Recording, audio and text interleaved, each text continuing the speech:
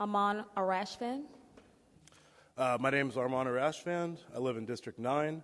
Mr. Mayor, Dallas, 22 out of 30 days, the treated water was over the HHS recommended limit of 0.7 ppm fluoride. November 18th, it was 1.26 ppm. Was this a pump error? A February 2020 Sandy, Utah article reported fluoride pump malfunction. In 2019, the pump dispensed 40 times the recommended level. Listen to this biochemist. The risk-benefit assessment concerning fluoride clearly shows Dallas needs to save the money and stop the fluoridation program today. Anchorage, Alaska. And I'm speaking to the Dallas City Council now to inform you about my situation with fluoride. As a young person growing up in Texas, I was exposed to fluoride through the water at Fort St. Houston. And my young adult teeth erupted with embarrassing dental fluorosis. That was just the beginning of my woes with fluoride, but I didn't know that.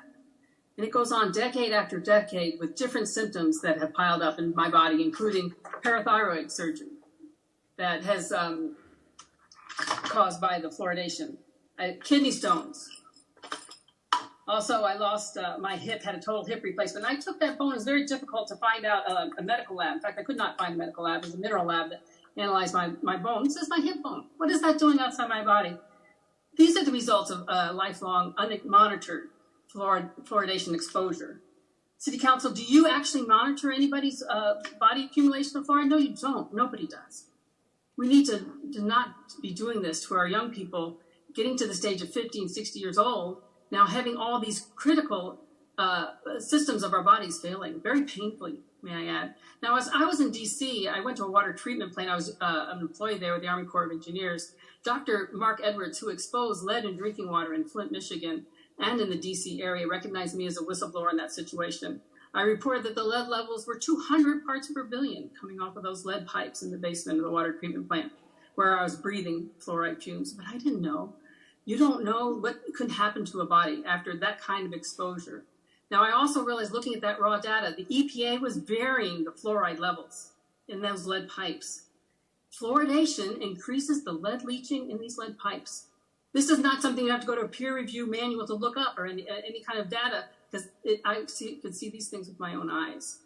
Now, I hope that you will consider this information, now that you know it, and stop artificial fluoridation in Dallas. This is horrifying. Mr. Mayor, this is horrifying, and we need to stop this now. Thank you so much. Thank you. Chantel Arashvan.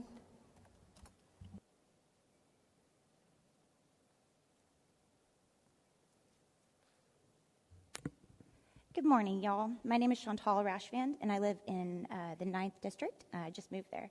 Mayor, I'm going to play you a short video that illustrates how I'm going to play you a short video that illustrates how our tax dollars are going down the drain.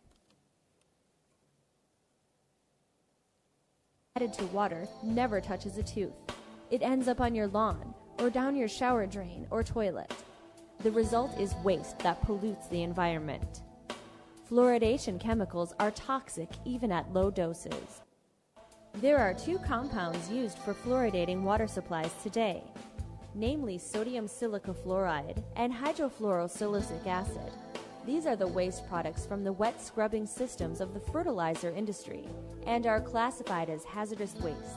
Fluoride is also the only unregulated drug that is forced as a mass medication on the population, with no control of dosing or frequency. In February 2014, researchers from Harvard University listed fluoride as one of the top developmental neurotoxicants. 37 studies showed a link between fairly modest fluoride exposure and lowered IQ in children.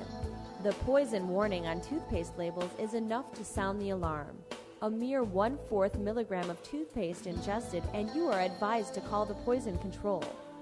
Beware, that could be the same amount found in 1 glass of fluoridated water. The Centers for Disease Control and Prevention admits that 41% of adolescents now have dental fluorosis, which occurs from an excess of fluoride.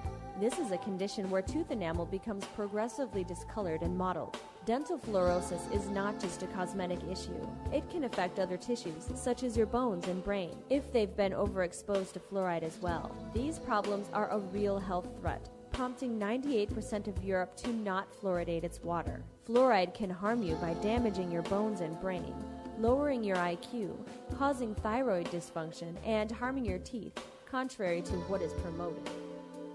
You can find this substance in your tap water, in your toothpaste, and even in pesticide and fertilizer residue on the food you eat. There are different ways you can avoid fluoride and its potential side effects. Stop drinking fluoridated water. Teach your child not to swallow toothpaste. Avoid using fluoridated salt, and stick to raw, organic, wholesome food instead of processed goods.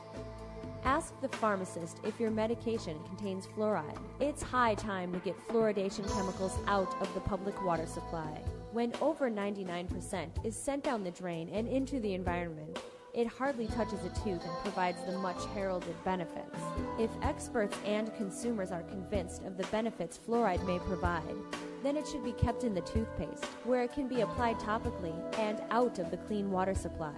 There is no logical reason to ingest this toxic poison in the form of drinking water. 9 on this council can vote to stop the costly fluoridation program. Thank you so much for your time. Thank you very much.